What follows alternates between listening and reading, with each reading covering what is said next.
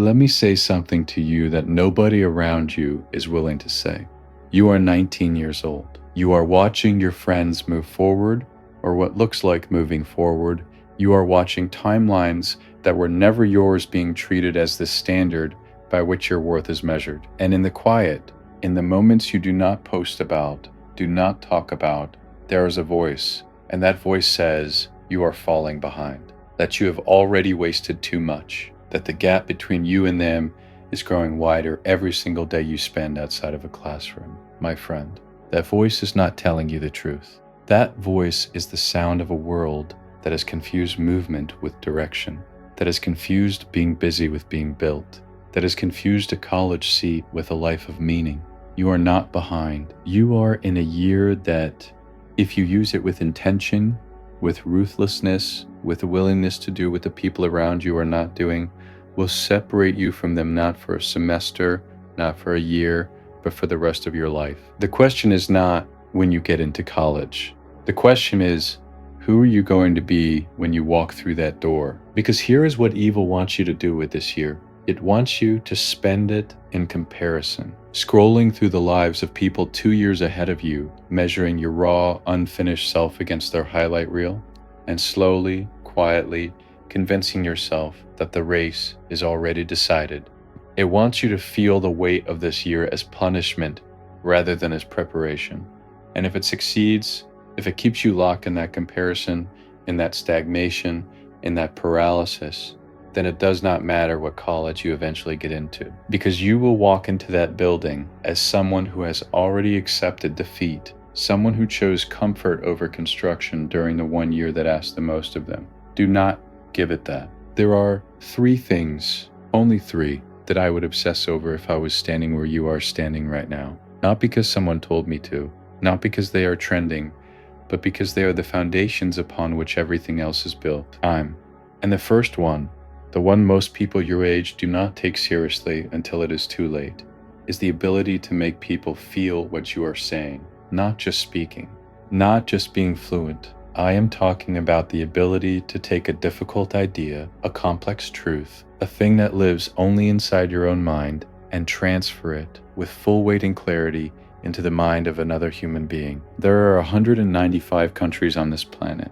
There are doors that will open for you, doors you cannot even see from where you are standing right now, simply because you can walk into a room and communicate with authority, with presence, with a body that matches what your words are saying. Because most people, even educated people, even people with degrees and titles and years of preparation, cannot do this. They have knowledge without the ability to deliver it. And so that knowledge dies with them. You have to be dangerous in 3 ways. In the language the world uses, in the language your roots gave you, and in the language that has no words at all, the one that lives in how you carry yourself, how you hold eye contact, how much silence you are comfortable sitting in before you feel the need to fill it. 70% of what you communicate, maybe more, never leaves your body. It is transmitted before you open your mouth. And either it says, I belong in this room, or it says, please accept me in this room. You must become someone who belongs. The second thing, and this one will cost you something, because it requires a particular kind of courage that most people your age simply do not have, is the willingness to destroy what is not working completely without sentimentality. See, everyone around you is learning. Your friends, your classmates, even the ones 2 years ahead, they are all absorbing, taking in, adding more. But nobody is teaching you to subtract. Nobody is telling you to look at the methods, the beliefs, the systems you have been handed by your teachers, by the people closest to you, by the environment you grew up in, and ask with ruthless honesty, is this actually working? Or am I continuing this because it is all I have ever known? Because here is the truth about stagnation that most people in this space refuse to say clearly. You can fail with consistency. You can fail for 2 years in a row consistently showing up every single day and still arrive nowhere. Because the problem was never your discipline. The problem was that you were disciplined about the wrong thing. If you have been doing the same thing for a year and it has not moved, that is not a character flaw.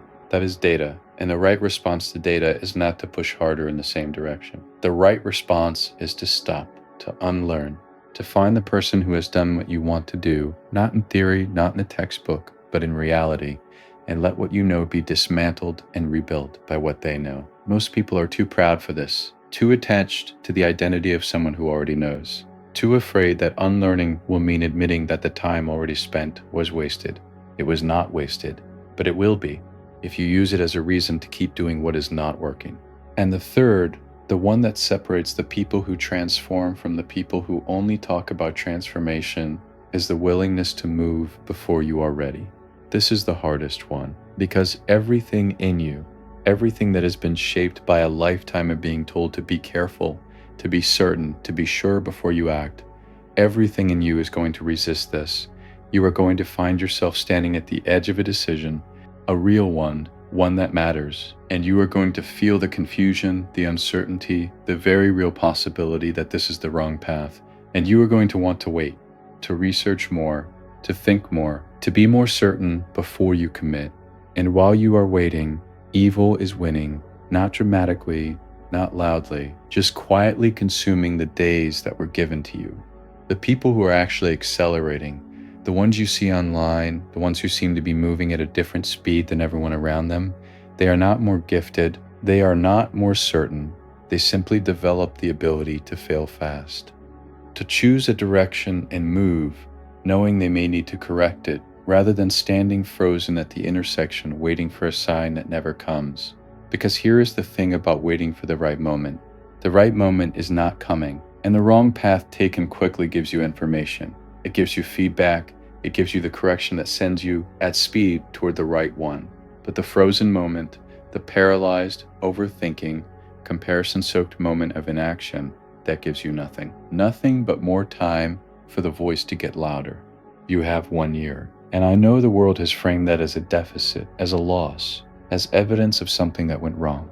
But I am asking you to see it as what it actually is. It is a wilderness. And the wilderness, the isolation, the discomfort, the distance from the crowd, has always been where the real ones are forged, not in the classroom that everyone else is sitting in, not in the timeline that was designed for someone else's life. In this year, in this exact, difficult, uncomfortable place you are standing in right now, learn to speak in a way that moves people, and destroy every method that has failed you without mercy or sentiment, and move even wrongly, even imperfectly, even terrified, because movement, my friend, is the only thing that evil cannot survive.